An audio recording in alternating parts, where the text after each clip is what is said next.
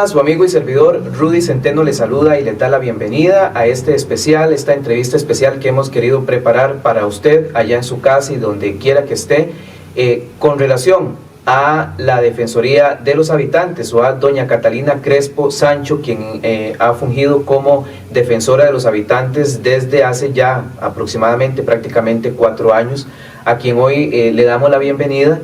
Y queremos hacer un recuento especial sobre el trabajo que se ha realizado y sobre todo lo que se ha desarrollado a lo interno y a lo externo y lo que tal vez algunos de ustedes han conocido a nivel público sobre el tema de la Defensoría de los Habitantes.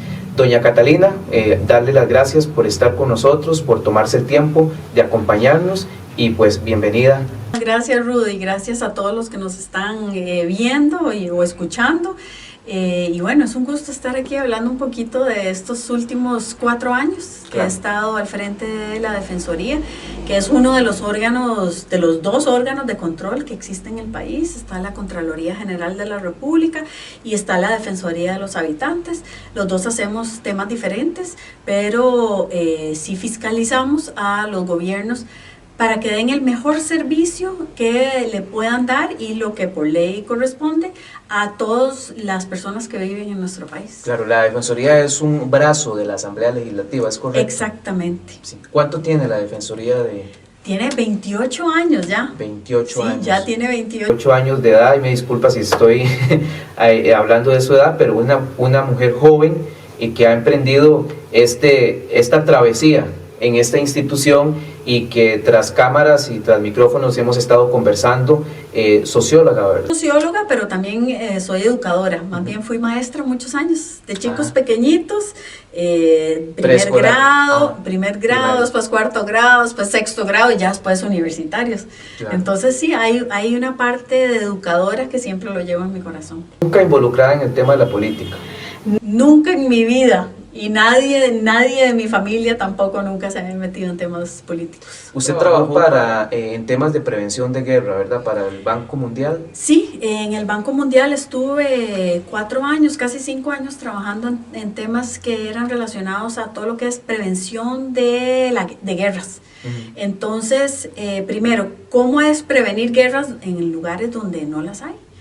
O prevenir guerras en lugares donde han salido de la guerra y para que no vuelvan a caer en guerra. Entonces, por ejemplo, uno de esos temas es, ahora estoy trabajando, pero ya desde la Defensoría de Costa Rica, colaborando con el defensor de Ucrania, para ver inclusive qué está sucediendo en Ucrania, cuáles son los abusos de derechos humanos que se están dando. Entonces, eso es uno de donde he traído toda la experiencia que acumulé en el Banco Mundial con las Naciones Unidas también, para traerla a Costa Rica y dejar a Costa Rica muy en alto, porque somos uno de los pocos países en el mundo, primero, que no tenemos ejército. Después, que somos reconocidos mundialmente por la protección del medio ambiente y por la protección de los derechos humanos. Así que es también llevar a nuestro país a un reconocimiento mundial por todo lo que hemos hecho internamente. Parte usted conmigo ahora que estamos hablando de esas cualidades que tiene nuestro país. Comparte también usted el tema, digamos, de que tenemos un sistema democrático robusto, bueno, o tiene usted ciertas... Vieras que una de las cosas que la gente me ha preguntado es ¿por qué usted se vino a Costa Rica, verdad? Si estaba en el Banco Mundial y estaba a nivel internacional. Y como yo estaba trabajando en prevención de guerras, uno, digamos, sabe... tiene ideas de que, vea, esto puede pasar, si las instituciones se empiezan a debilitar, hay que tener cuidado porque eso es un punto rojo de ponga atención de que el país puede ir mal. Entonces yo vengo viendo cositas en Costa Rica que pueden ser peligrosas para perder la democracia. Por ejemplo, si ustedes ven, en los últimos 15 años, las instituciones, pongamos un ejemplo, el Poder Judicial, ha perdido una gran credibilidad. Claro. Pero no solo el Poder Judicial, han habido otras instituciones u otras áreas que también han perdido esa credibilidad ante los habitantes del país, incluyendo la Defensoría de los Habitantes. Entonces, eso ya es un punto de alerta que tenemos que tener cuidado. También estamos estamos viendo los niveles de violencia creciendo como nunca. Inclusive hemos roto, creo que el año pasado y el antepasado rompimos récords de homicidios en nuestro país. Entonces esas son cosas que tal vez uno no se da cuenta en el día a día, pero si uno lo compara, uno dice, ok, hay que ver cómo fortalecemos una democracia. ¿Para qué? Porque un país como Costa Rica, con nuestra historia, tiene que siempre fortalecer la democracia. Doña Catalina, usted trabajó como asesora para algunos gobiernos, por ejemplo, gobiernos de Madagascar, tengo por ahí también que Nepal. En realidad en el Banco Mundial también trabajaba en diferentes áreas. Entonces, desde el Banco Mundial trabajé en el área de Asia, entonces Nepal, India, Sri Lanka, otras áreas, pero ya como consultora independiente, el gobierno de Madagascar sí me contrató para hacer un tema de estrategia con temas de medio ambiente y mujeres. Entonces, ¿cómo meter más a las mujeres al tema de medio ambiente? Después de eso, entonces, ¿qué le inspira a usted a trabajar 4 años al frente de una institución como la Defensoría de los Habitantes, que si bien usted lo acaba de decir, ha perdido, igual como otros, cierta credibilidad de parte de los costarricenses y que hay que recuperarla y que hay que trabajar en eso, pero sí le ha dado frente a una institución, pues como hemos visto, y no se tapa el sol como un dedo, ¿verdad?, que han surgido ciertas controversias y ciertas situaciones a las cuales usted ha tenido que darle frente, ¿verdad? Sí. ¿Qué le inspiró a usted? ¿Sabía usted a lo que venía? Y hasta la fecha, ¿qué se encontró usted en el 13 de diciembre del 2018 en la Defensoría de los Habitantes y qué nos deja este 12 de diciembre del 2022? Bueno, empecemos con qué me encontré. Hace 4 años ya casi, yo llego a la Defensoría y obviamente empiezo a hacer un análisis, inclusive antes de llegar a la Defensoría. Cuando yo decidí lanzarme para candidata, yo tenía que ver cuál es la realidad de la institución, a quiénes estaba sirviendo, qué era lo que se hacía, cuáles eran sus fortalezas, cuáles eran sus debilidades. Entonces hablemos de las fortalezas. Es una institución en la cual, bueno, ya es la Institución Nacional de Derechos Humanos, que tiene un personal, la gran mayoría del personal que trabaja ahí es un personal comprometido y muy bien preparado. Entonces eso es importante. Ha tenido logros a través de sus 28 años, de grandísimos logros para beneficiar a los habitantes. Y digamos del área un poco más debilitada, sí, por ejemplo, había perdido esa presencia en las comunidades. Ya no se veía la Defensoría en todo el país, que ese es el trabajo de la Defensoría. No es un trabajo de oficina, es un trabajo de estar, exactamente, de estar. Trabajos de otras instituciones públicas, por ejemplo, la misma Contraloría hace más análisis de datos, dígame qué está sucediendo, pero la Defensoría, su trabajo es ir a ver a las comunidades, cómo está la comunidad y qué se puede ayudar y en qué tenemos que fiscalizar el Estado, porque eso es lo que se hace al gobierno. Entonces sí, por otro lado, unas grandes fortalezas, pero también una defensoría debilitada, con un personal un poco tal vez desorganizado, no el personal en sí, sino como estaba la organización, la estructura. Entonces habían casi que el 25%, más del 20% son estructuras jerárquicas. Entonces, de ahí hay ¿cómo puedo decir? Hay muchos jerarcas en una institución donde debería de haber mucha gente que esté saliendo de muchos caciques, tal vez esa es la palabra perfecta para usar. Y eso no siempre es bueno para una institución. Entonces, parte de mi trabajo es, busquemos qué es lo que está pasando en el país, cuáles son las áreas que más,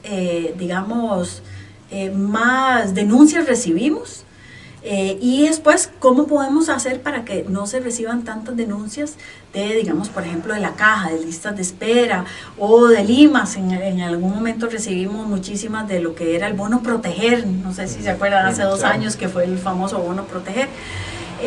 Y después también ver cómo se fortalece la estructura, la parte organizacional de la Defensoría para dar un mejor servicio. Para que sea funcional a las necesidades y a los requerimientos del costarricense. Claro. O sea, el costarricense ve en la Defensoría una institución a la cual le puede depositar cierta esperanza para poder salir adelante con ciertos temas, ¿verdad? Y pues acuden a la Defensoría por diferentes temas. Se está hablando ahorita de las filas de la caja. Se me viene ahorita a la mente muchas personas a nivel nacional que estuvieron lidiando con el tema del agua. Claro. Que no podían, tenían sus bonos de vivienda y tenían años, y lo digo casi por experiencia propia porque casi que dentro de mi familia se vio la situación. Un familiar cercano tenía su bono de vivienda desde hace aprobado, ya listo para desembolsar, pero duró 3 años esperando el agua. 3 años. O sea, vea qué peligroso, porque ¿qué? Ahí estamos, el derecho humano a tener una vivienda digna, que tiene cualquier ser humano aquí, pero además el derecho al agua potable ya está, es parte de la Constitución política. Entonces, ¿cómo es que el país, el Estado, no está dando esos servicios que por ley le toca? Entonces, esa es parte del trabajo que hace la Defensoría. Y como está actualmente estructurada la Defensoría, ya se puede percibir que hay cambios. ¿Usted cree que los 4 años le alcanzaron o cree que todavía se requiere de más reformas a nivel institucional para poder generarle esos beneficios y esa ayuda al costarricense? Bueno, le voy a decir qué son las cosas que ya se han hecho, que son muy valiosas, y después las cosas que todavía van a quedar, que claro, yo creo que todavía van a quedar, y ya eso sí le toca a otro jerarca con eso. Entonces, por ejemplo, no teníamos datos. Hoy en día yo le puedo decir que la gente que llega a la Defensoría son, la mayoría, casi el 60%, el 58% son mujeres. A nivel de educación de 3er año de colegio o menos, y en pobreza, pero en especial en pobreza extrema. Y ya sea de zona urbano marginal o zona rural. Ya con eso, que antes no se tenía, yo ya puedo decir quiénes son las personas que de verdad necesitan los servicios de la Defensoría, digamos, en los datos ya me pueden decir eso. Pero también, entonces, puedo decir que las instituciones más denunciadas son la Caja, el IMAS, el PANI y el MEP, y también las municipalidades en general.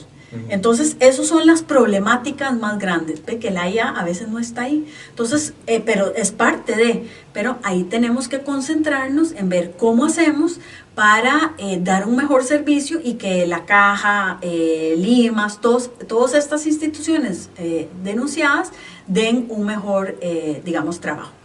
También empezamos, cuando yo empecé en el 2018, recibíamos 24,000 denuncias al año. Hoy en día, cerramos casi en 35,000 denuncias. Eso lo que significa es que también hay una mayor credibilidad, y cuando la gente no sabe a dónde ir, ya sabe que la Defensoría le va a resolver. ¿Pero por qué? Porque antes, cuando yo entré, habían 2 líneas telefónicas. 2 líneas telefónicas. ¿Para cuánta gente que llamaba? Pero hoy en día tenemos 16 líneas telefónicas, además por una licencia que tenemos digital, que no cuesta más. Porque decir, y además hay un montón de plata más. No se invirtió nada de plata. 16 líneas telefónicas, además tenemos 2 líneas de WhatsApp, porque no todo el mundo puede ir a mandar documentos o a sacarle fotocopia a los documentos. La gente no tiene plata para coger un bus e irse a donde está una oficina, o no tiene plata para ir a sacar un expediente de 15, 30, 50 páginas y pagar copias para eso, para mandarles a la Defensoría. Eso es mucha plata. Y hoy en día tenemos un nivel de desempleo bastante alto, entonces hay que tener cuidado con eso. Y la Defensoría empezamos a trabajar en esas cosas, que hicimos varios cambios. Todavía nos quedan varios. Por ejemplo, cuando yo entré teníamos 16 directores, hoy tenemos 14. ¿Por qué? Porque, por ejemplo, uno de esos era una dirección que la persona se pensionó, porque uno no puede respetar derechos laborales, claro. Eso es importantísimo. Y no tenía nadie abajo, una dirección sin absolutamente nadie abajo, ganando 4 millones de colones. Entonces ya eso lo hicimos un estudio, lo pasamos a profesional 3 y ya entonces, que significa que ya no es un jefe, no es un director, sino que es más abajo, que es lo que debió haber sido desde un principio, y ya no es eso. Ya hay otra dirección que también hicimos esa reclasificación. ¿Qué se necesita? Internamente reclasificar más, externamente enseñar o capacitar a la gente a través de los funcionarios de la Defensoría, al pueblo, a todas las personas del país, ¿para qué le sirve la Defensoría? Así es. ¿Qué es la Defensoría? Yo todavía voy a lugares donde digo, ¿usted conoce la Defensoría? No, no sabe. O peor, usted, sí, yo conozco la Defensoría y no sirve para nada. Doña Catalina, si ya durante estos 4 años se avanzó a lo interno de la Defensoría de los Habitantes, y todavía sobre los resultados que hay, queda mucho trabajo que hacer, ¿por qué doña Catalina Crespo no se relanzó nuevamente para el puesto de defensora de los habitantes?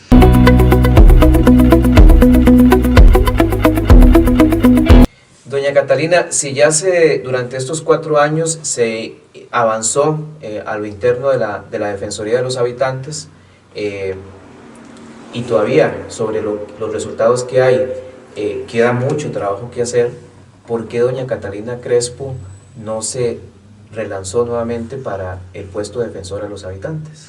Bueno, el puesto de la Defensoría, para ser defensor uno tiene la posibilidad de reelegirse una vez por otros 4 años. El tema es que yo no creo que, primero es un tema personal, pero también es un tema de todas las oficinas o todas las instituciones nacionales de derechos humanos, como es la Defensoría, se rigen por unos principios, se llama principios de París y principios de Venecia, que son, digamos, principios que hacen las Naciones Unidas.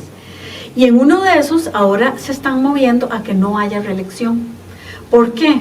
Porque la reelección, cuando uno se reelige, aunque no debería ser un puesto político, de cierta forma lo es. ¿Por qué? Porque es electo por el Congreso.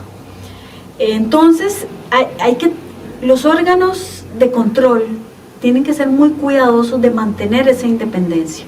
Y en el momento cuando uno se reelige, puede existir la posibilidad de que pidan favores o que uno tenga que hacer, que le pidan a uno favores. Y es mejor eso, evito ley ante la Asamblea Legislativa, pidiéndoles que hicieran una reforma de la ley de la Defensoría, primero porque ya tiene 28 años y dice cosas que ya hoy en día no son de acuerdo, son compatibles y con la ley, con otras leyes, sino también porque puse, por ejemplo, eso. Una de las cosas es que estoy solicitando que sea por 6 años, y especialmente porque no es para mí, sino es para el que sigue, para las personas que siguen, que sea 6 años sin reelección. 6 años, ¿por qué? Porque 4 años es muy poco, 8 es mucho, sí. Pero 6 es un buen número. Hay instituciones como la Contraloría, son por 8 años que se escoge. Entonces la Defensoría que sea 6 años sin reelección, y eso le daría una independencia, claro, que es necesaria, pero también el suficiente tiempo para hacer cambios y para hacer mejor. Habla usted de proyectos que ha presentado a la Asamblea Legislativa y vale la aclaración, ¿verdad?, de que los diputados son los representantes del pueblo. Exactamente. ¿Verdad? Entonces, a los diputados, al aprobar una ley en relación con la Defensoría de los Habitantes y al nombrar un defensor o defensora de los habitantes, están representando al pueblo y se supone pues están haciéndolo en función de los intereses del pueblo, ¿verdad? Exactamente. Con respecto a las leyes que usted o los proyectos que usted ha presentado, ¿cree usted que la Defensoría de los Habitantes requiere de alguna reforma más profunda a nivel general, que se le meta bisturí en ciertas partes, que se le hagan cambios en ciertos departamentos, en ciertas áreas, de acuerdo a su experiencia durante... Definitivamente. Veámoslo desde 2 puntos de vista. Primero, los cambios a lo externo que son necesarios. Entonces, por ejemplo, cuando uno viene de un órgano de control, uno tiene el deber de fiscalizar y de denunciar cosas que a veces no son bonitas. Por ejemplo, el caso PAD. El caso UPAD, como todos lo saben, fue un caso muy resonado. ¿Pero por qué fue resonado? Porque la Defensoría se metió. Si no, hubiera pasado desapercibido y nadie se hubiera dado cuenta que se tenía acceso de los datos sensibles, que son los datos privados de cada persona, que tenían acceso donde no se debieron de haber tenido acceso. Años después la gente dice, claro, sí, claro, ya la Fiscalía lo llevó, la Sala Cuarta dijo que eso no se debió haber hecho. Pero hace 3 años, cuando esto comenzó, la Defensoría y yo como defensora recibí una gran cantidad de amenazas, de no sé en cuántas portadas de periódicos diciendo que lo que se había hecho había sido mal hecho. Entonces, este tipo de cosas tiene que ver una cierta inmunidad, que es algo que tiene, por ejemplo, hoy en día el presidente de la República, tienen los diputados y diputadas de la Asamblea para poder decir cosas, y una inmunidad administrativa. Significa que por su trabajo, si usted dice algo, denuncia algo, que no pueden haber ataques. Sí, represalias.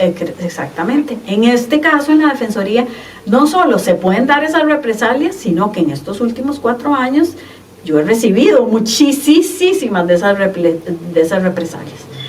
Entonces, eso es algo que tiene que darse, y somos de las pocas, si no... creo que la única o de las pocas 3 de 118 instituciones nacionales de derechos humanos alrededor del mundo que no tenemos inmunidad. Vea qué peligroso. Costa Rica, de las pocas que no tiene.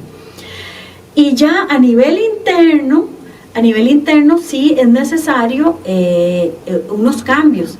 No es posible que, por ejemplo, que una institución tan pequeña, que tenemos 153 funcionarios, tenga 16 directores y más 12 jefaturas. Entonces estamos hablando de 16 directores más 12 jefes. ¿Cuántos jefes hay? Hay un jefe para cada 2 personas o cada 3 personas. ¿Eso es correcto?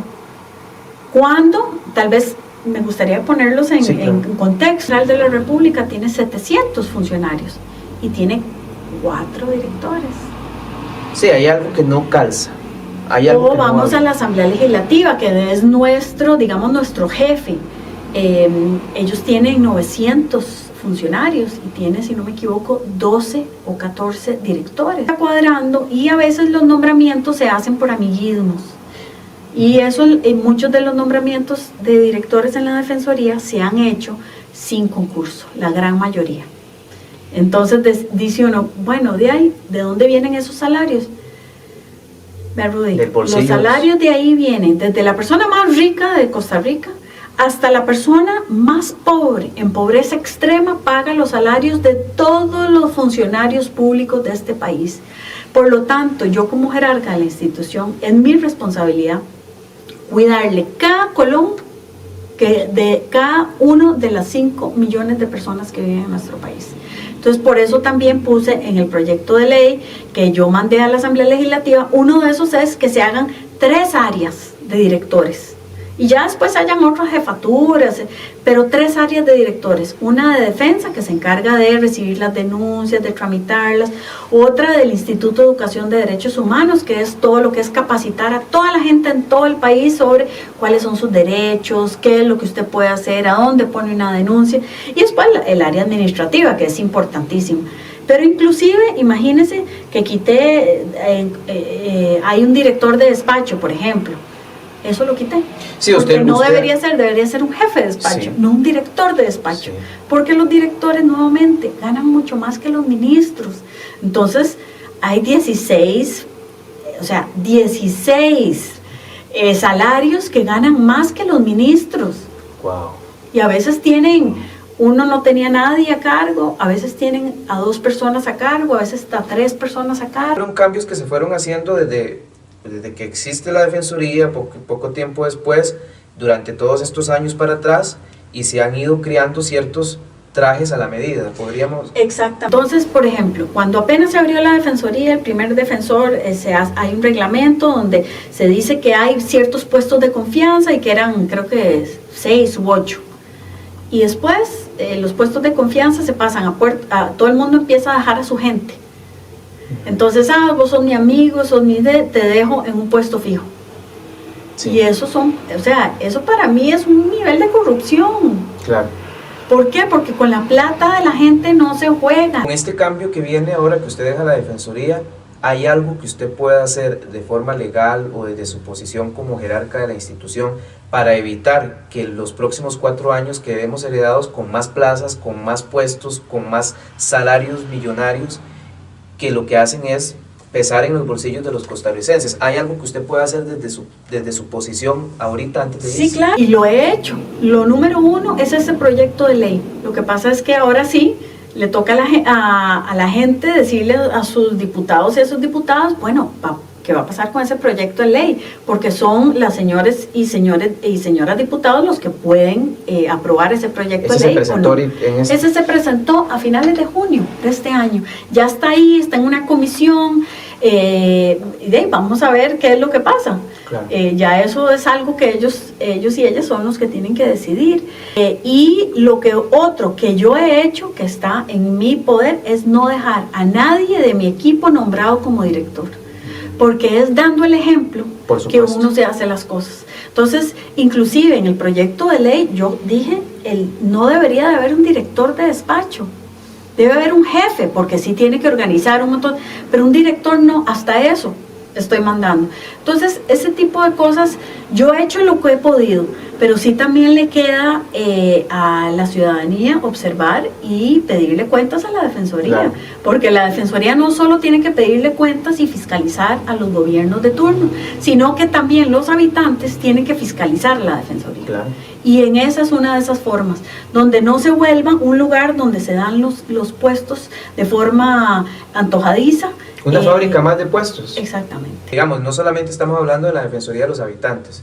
O sea, esto pasa en muchas otras Esto pasa en muchas otras instituciones y todavía hay otras instituciones que, es más, ¿verdad? O sea, es increíble el grado de corrupción que se hace maquillada de forma legal, digamos, con respecto a temas de plazas, amiguismos, nombramientos a dedo, y que los que estamos pagando eso somos los costarricenses, y son los mismos costarricenses que llegan a tocar la puerta de la Defensoría para que les ayuden con el tema del agua, que les ayuden con el tema de las filas, que les ayuden con esto.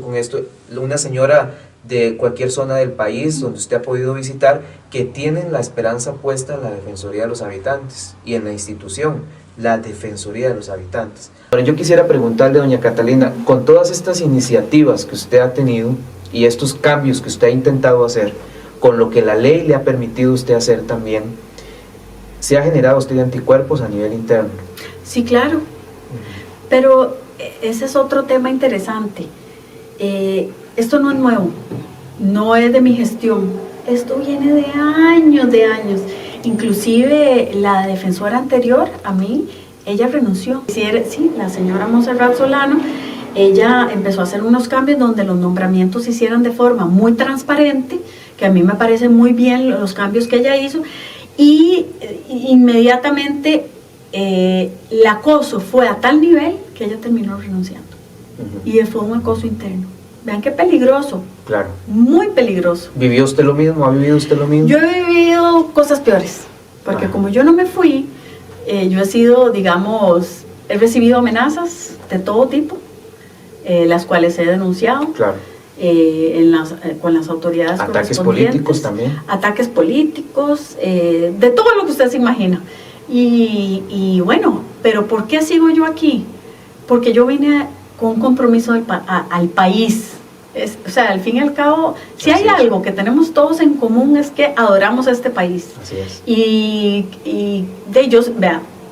Yo siento que es el país más maravilloso del mundo, no solo porque el clima es precioso, porque la gente es linda, porque las montañas son verdes y preciosas, porque no tenemos ejército. Porque tenemos un país en democracia, claro. Donde aquí yo salgo y puedo decir cosas sin que me maten. Porque hoy en día en Irán las mujeres salen sin el hijab, que es ¿verdad? Que se cubren, y pueden ser maltratadas y golpeadas. Pero no vayamos tan largo, doña Catalina, a la par tenemos... A la pura par. Que si yo voy en contra me meten a la cárcel. Sí, claro. Tenemos un país maravilloso, claro. Donde eso no vivimos, eso que viven nuestros, inclusive vecinos. Entonces hay que trabajar por el país. Entonces eso sí hay algo que lo tenemos en común. Entonces ese compromiso es lo que nos mueve. ¿Para qué? Para que mis hijos, mis nietos, mis sobrinas, puedan, y sus hijos y los hijos de todos y las mamás, podamos vivir en un país de verdad, de paz y de democracia. Y eso no es de gratis, y eso no es fácil, pero hay que mantenerlo y hay que seguir apoyando a la gente buena. Yo ya estoy por salir, pero ojalá que la gente que nos está oyendo, alguien que nos está oyendo ahí, que diga, ay, me gustaría meterme en política, pero es muy complicado. Sí, es complicado, pero métanse, porque si no se mete la gente buena, le estamos dejando los espacios a la gente que tal vez, ¿verdad?, pueda querer hacer temas de corrupción u otros temas. Manipular. Entonces no podemos permitir eso. Doña Catalina, para cerrar este bloque, y dejo también la pregunta, las dos preguntas en el aire, y ahora que estábamos hablando y no perder la línea de los ataques que usted ha recibido de diferentes ángulos y de diferentes formas, ¿cómo le explica usted a un ciudadano, a una ciudadana común, a un agricultor, a un educador, a alguien de una zona rural del país, que tiene la esperanza puesta, y lo hablábamos anteriormente, en la Defensoría de los Habitantes? ¿Cómo le explica usted a ellos que la Defensora de los Habitantes necesitaba defensoría, necesitaba ser defendida? Y la segunda pregunta, ¿temió usted por su vida?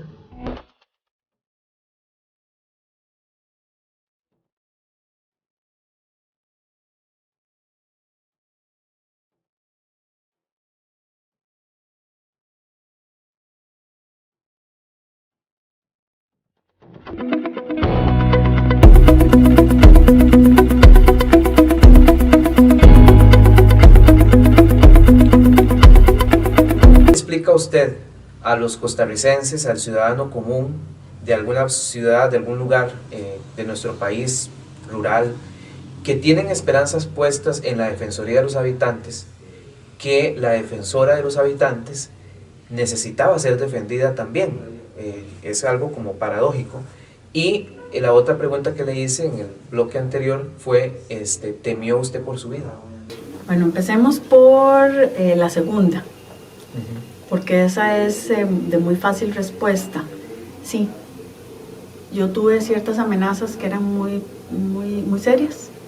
Inclusive a mis hijos les dije no salgan de la casa, y como por tres meses ellos iban a la escuela, al trabajo, y no, mi esposo igual.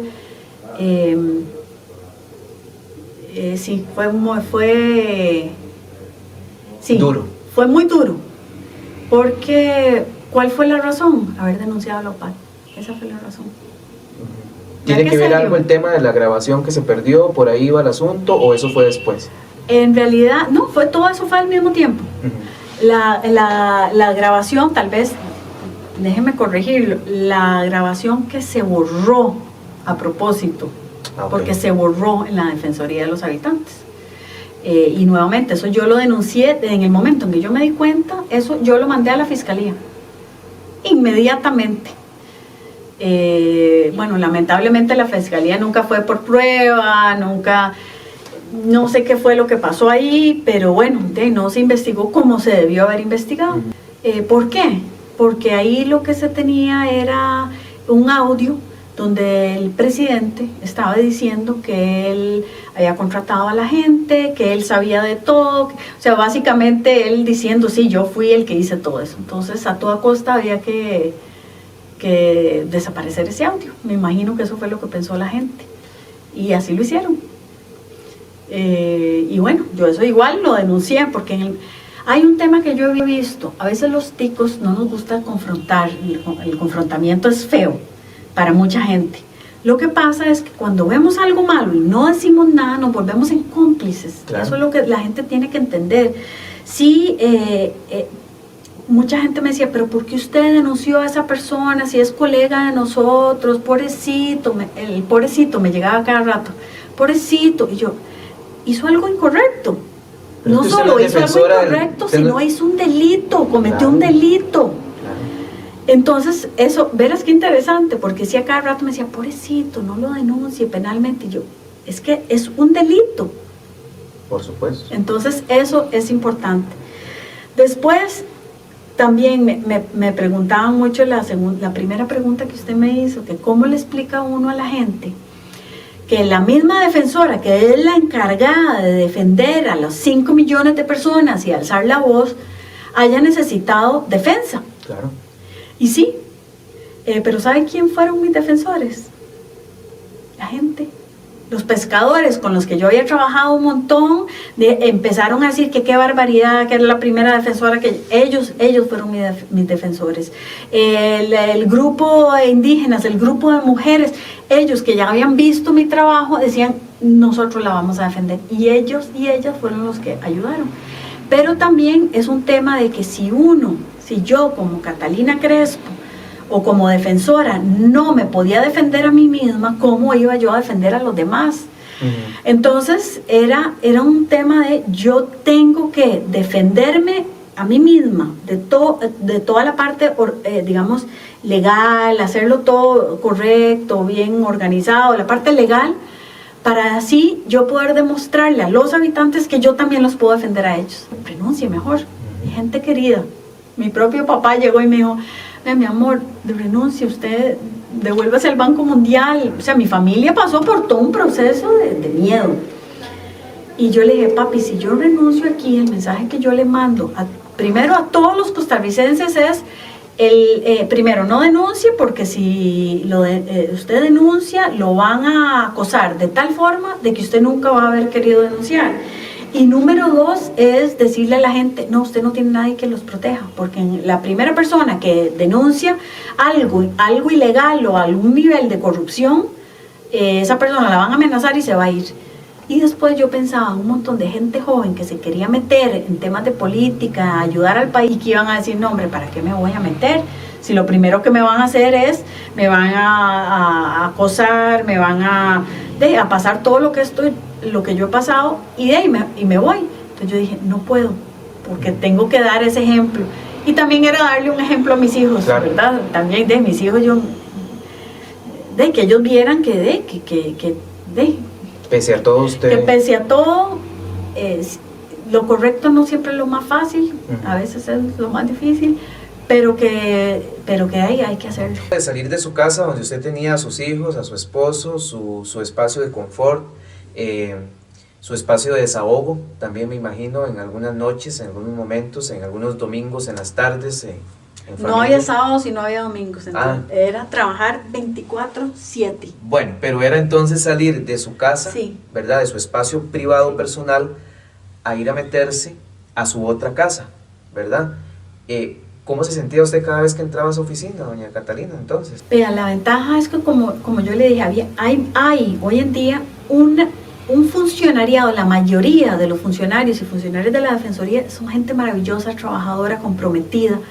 Hay unos pocos que tienen intereses políticos, económicos, otros intereses, que eran los que generaban estas amenazas. Bueno, estas personas están en este momento bajo investigación desde hace un rato para acá, y bueno, ya las autoridades ya les toca a ellos dictar lo que ellos y ellas consideren apropiado. Pero yo también me rodeé de un equipo de primera, abogados, secretarias, asistentes, asesores de primera, que es todavía el equipo que tengo. Claro. Entonces ese equipo ha sido un equipo, es que en realidad la Defensoría no soy yo, la Defensoría es primero el equipo del despacho y el resto de la Defensoría. Lo que sí, nuevamente, mucha gente de la Defensoría acostumbrada a ser acosados por unos muy poquitos, se quedaban callados. Claro. O firmaban cosas que después me decían, ay, vea, yo quiero venir a disculparme porque yo no quería firmar una carta para que usted renunciara, pero es que mi jefa me obligó y si yo no lo hacía, usted ya se va. Y yo decía, wow, qué interesante. Pero bueno, esas son cosas que suceden, mucha gente no habla de estas cosas, yo sé que la Defensoría no es la única, pero sí quiero rescatar que la gran mayoría de funcionarios y funcionarias de la Defensoría que trabajan ahí es gente no solo profesional de primera, sino gente comprometida y comprometida con dar el mejor servicio posible. Los que hacen la bulla y hacen una gran bulla son muy poquitos. Entonces, disculpe que insista en el tema, pero entonces usted en su segunda casa estaba bajo el mismo techo con su enemigo, ¿o ha estado? Sí, por supuesto.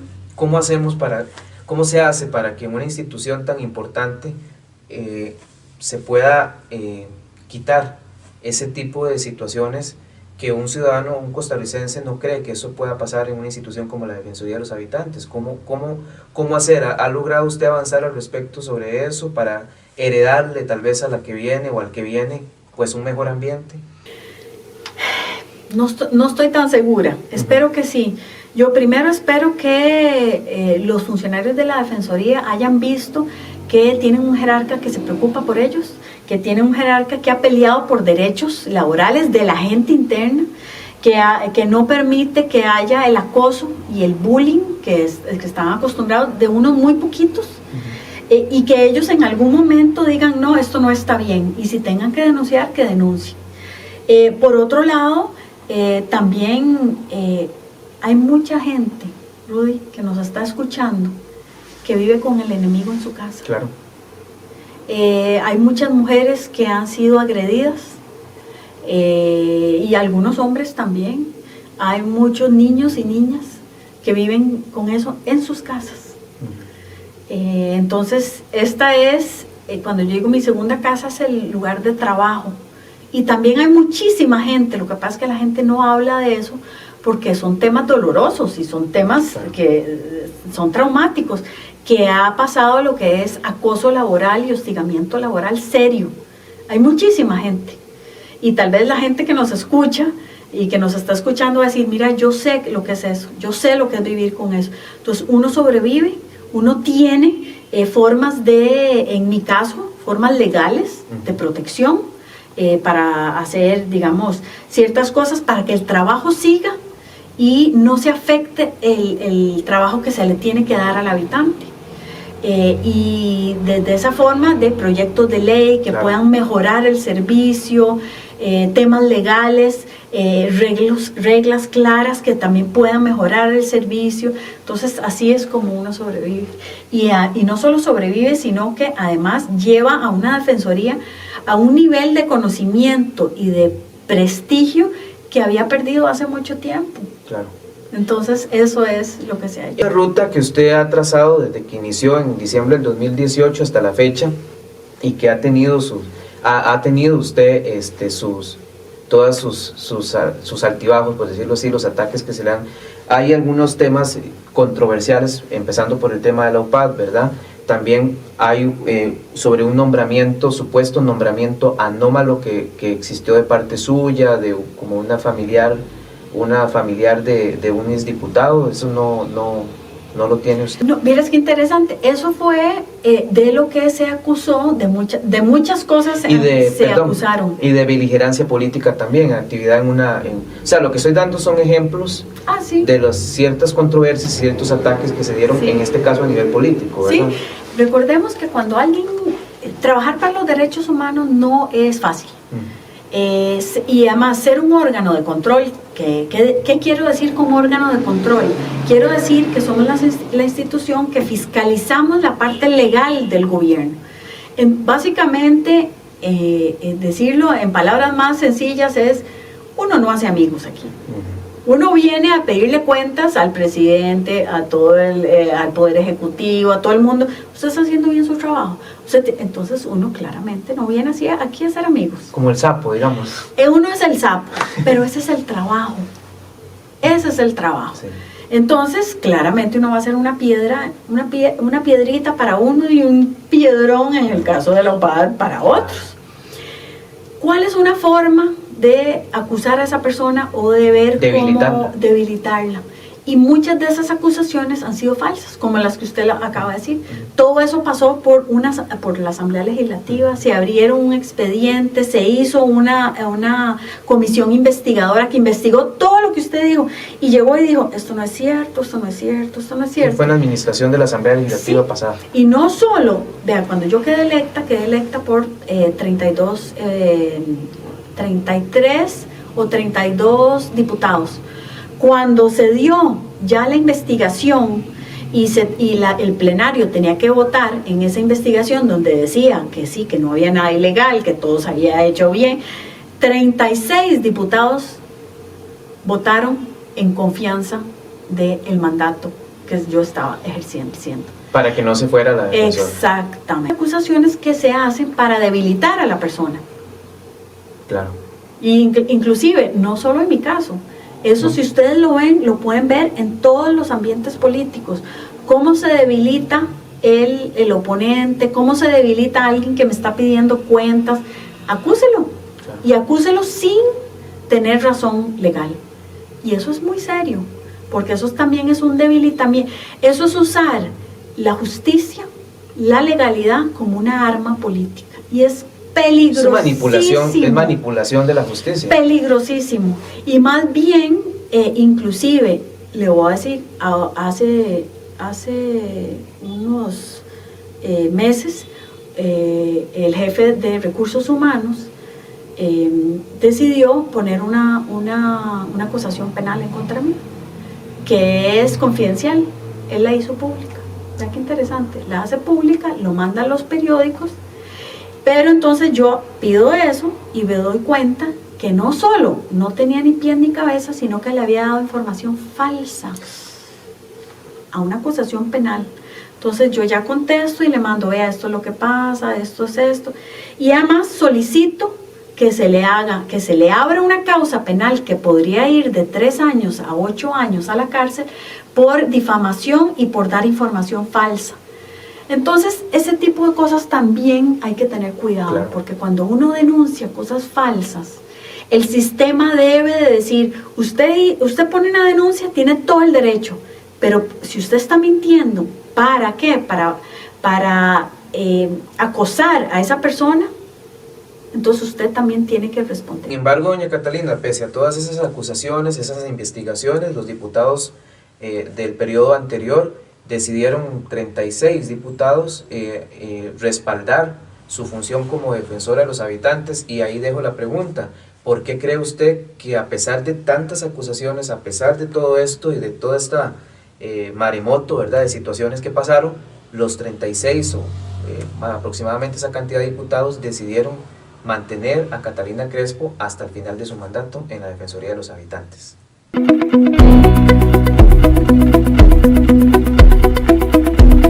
Usted que 36 diputados del periodo anterior, pese a todo el maremoto o el huracán de situaciones que se dieron, de controversias y de acusaciones que se dieron, decidieron al final mantener, que se mantuviera doña Catalina Crespo en la Defensoría de los Habitantes hasta el fin de su periodo?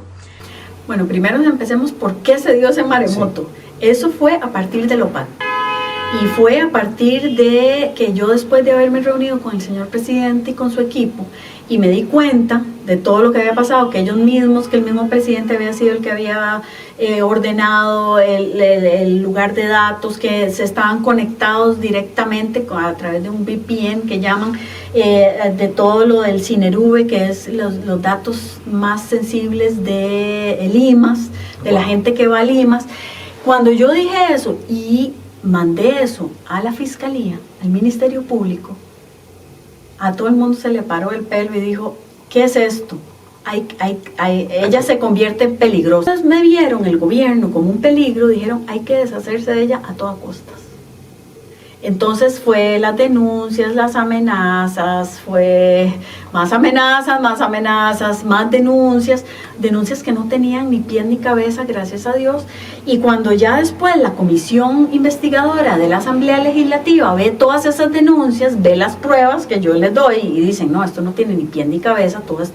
O sea, imagínense que una denuncia era que mi título de doctorado, que era un título que me había dado la Universidad del Estado de Nueva York, que me fui con una beca que el gobierno de los Estados Unidos le da a Costa Rica, dijeron que era falso. O sea, desde esas cositas hasta cosas más grandes, y cuando se dieron cuenta que no había nada, la Asamblea Legislativa dijo, no, aquí no hay pruebas.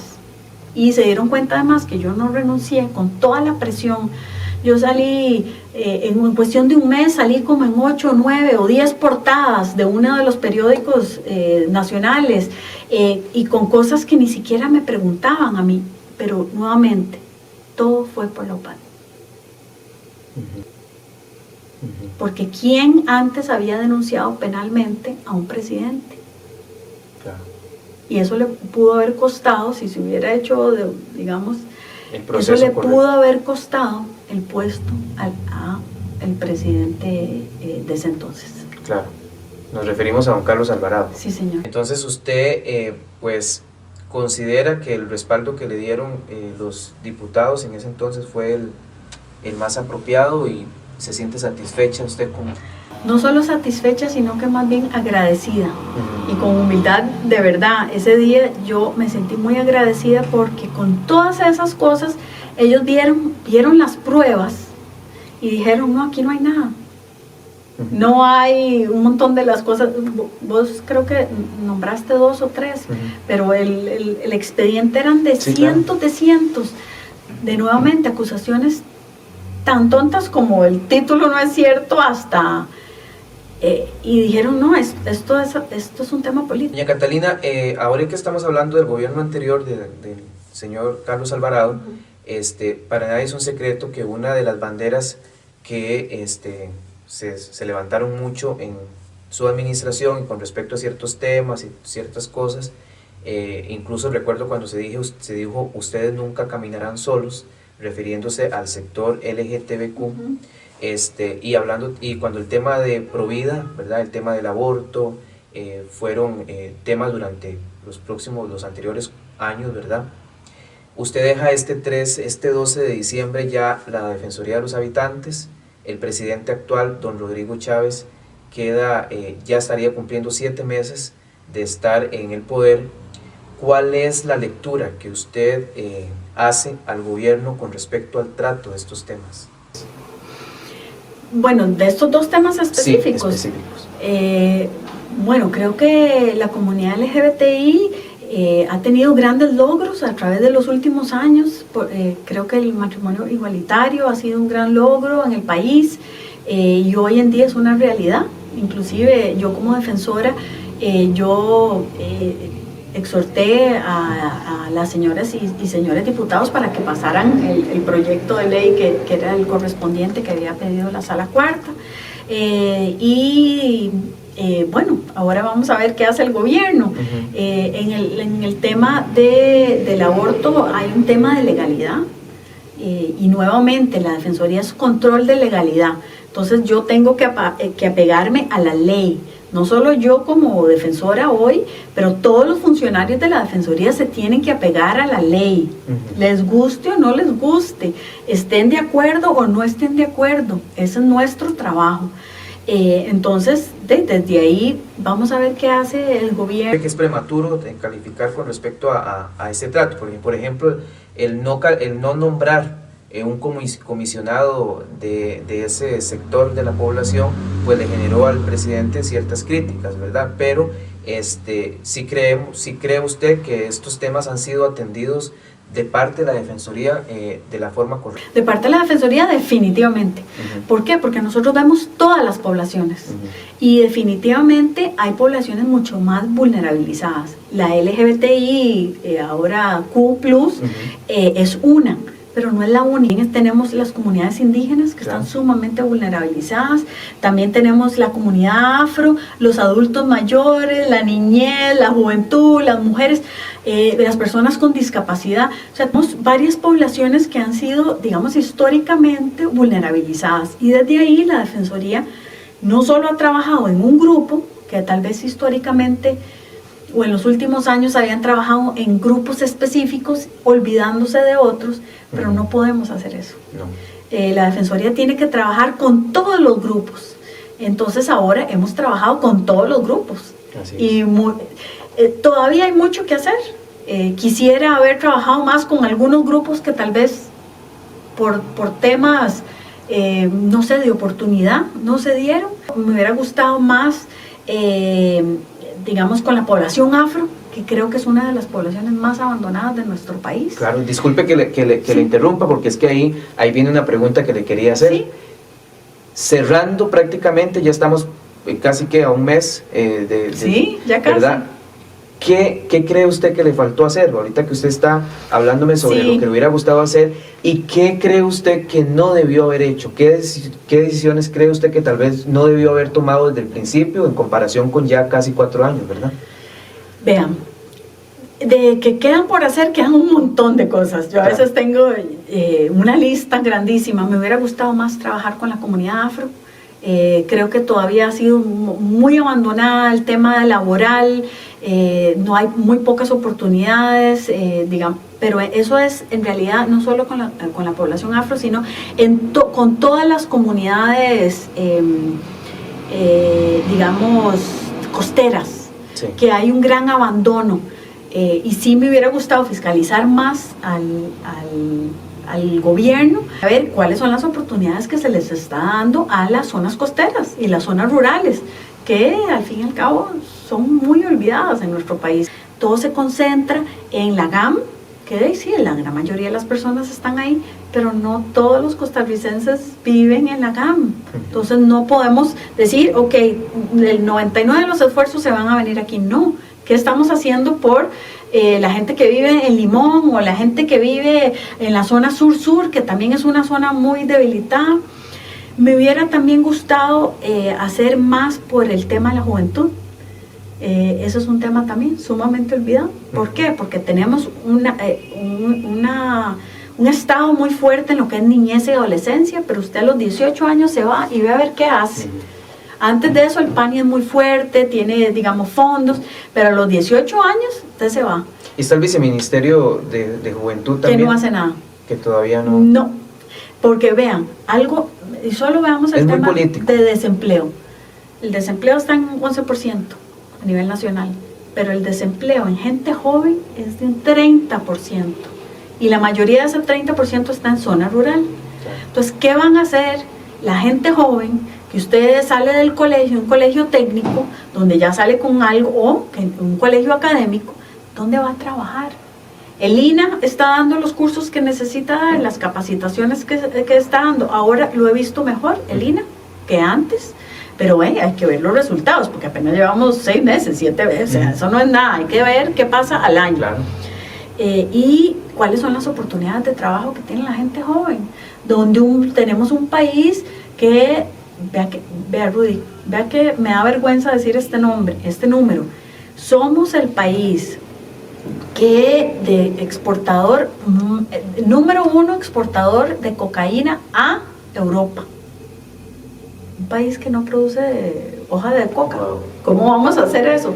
Entonces, cuando ya el narcotráfico se ha metido tanto en nuestro país, hay que tener cuidado con la juventud para que ellos no se conviertan, o también la gente mayor también, eso no tiene nada que ver con la edad, sí, pero es un tema de desempleo. Cuando la gente no tiene empleo, tiene que darle de comer a sus familiares. ¿Cómo lo hacen?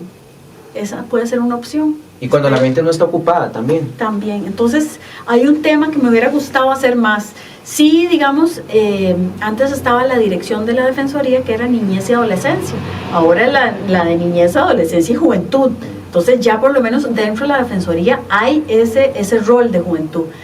Pero sí, me hubiera gustado tener 4 años más o 6 años más para trabajar más en el tema de juventud. Ese es uno de los grandes pendientes. Sí. Sí. Pero siempre uno quisiera hacer más, claro, y más y más. ¿Y le recomendaría a usted algo a la persona que venga después de...? Bueno, recordemos que cada uno tiene una personalidad diferente e intereses diferentes. Tal vez para un defensor, por su experiencia, va a concentrarse más en temas de seguridad, o temas de violencia en contra de la mujer, o temas de discapacidad, u otros temas. Yo personalmente, por mi experiencia en prevención de guerras, yo sí veo que la juventud violencia, prevención de violencia, la juventud es fundamental porque es nuestro futuro y la estamos en este momento dejando a la deriva en el país entero. Entonces, para mí eso sí es un tema que me quedó pendiente de haber hecho y que le más. Gustaría, claro, pero la persona de Catalina Crespo sí le gustaría que quien venga pues le dé seguimiento a estos temas. Sí, pero como le digo, claro, cada jerarca trae y le pone su marca. Claro. Y ponerle su marca son, digamos, los conocimientos y la experiencia que cada uno tenga. Así que ojalá que la persona que venga tenga el igual compromiso que yo tenga o más. Claro. Ojalá que más y pueda sacar adelante, no a la institución, pueda ayudar a fiscalizar al gobierno para que a pedir cuentas en las cosas, en los temas importantes. Catalina, ¿cuál considera usted que es por decirlo así, el principal logro de su administración? Creo que el principal logro es que la gente vuelva a creer que la Defensoría está en la calle y que está con ellos y volverle a dar esa credibilidad que hace tiempo había perdido porque no se veía. Inclusive la gente me decía, no sabían quién eran los últimos defensores, y poder posicionar a la Defensoría.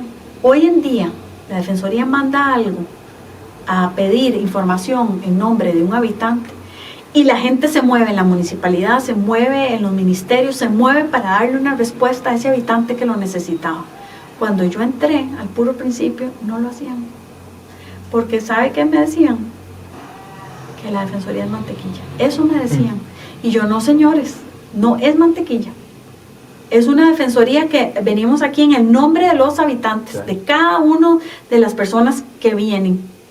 Y de eso es esa diferencia entre 24,000 denuncias a casi 35,000. Esa creencia y eso de que la gente dice, la Defensoría me va de verdad a defender. Y yo, claro, sé que la defensora va a aparecer en donde sea y va a donde sea para ayudarme a que mejoren las cosas. Y eso para mí es un gran... ¿Hasta la última semana va a trabajar en campo? Por supuesto. ¿Va a andar con...? Por supuesto, porque ese es el trabajo. Claro.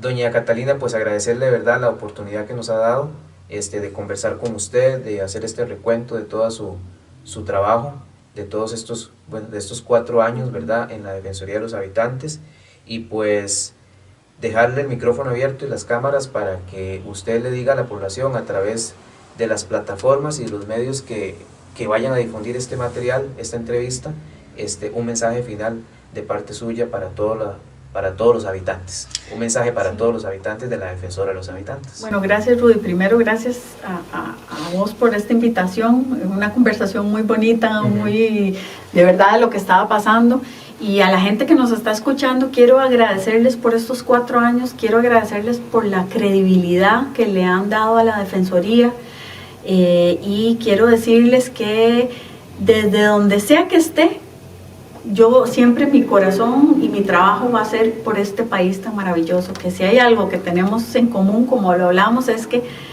adoramos a este país y de verdad es un país maravilloso que hay que trabajar porque la democracia y las cosas lindas que tiene nuestro país, como ser un país que la educación es número 1, donde se protege la niñez, donde se protege al adulto mayor, donde no tenemos ejército, hay que seguir trabajando. Así que cuenten conmigo y ha sido de verdad un placer y un honor servirle a este país y a cada uno de ustedes. Muchas gracias. Bueno, era doña Catalina Crespo, Defensora de los Habitantes, que ya prácticamente a un mes, o en estos días, si es que estamos ya en diciembre, si usted está viendo esto a primeros días del mes de diciembre, pues está dejando el puesto de la Defensoría de los Habitantes, y ese es su mensaje final. Muchas gracias. Un servidor, Rudy Centeno, quienes hemos preparado en conjunto con doña Catalina este material para todos ustedes. Muchas gracias.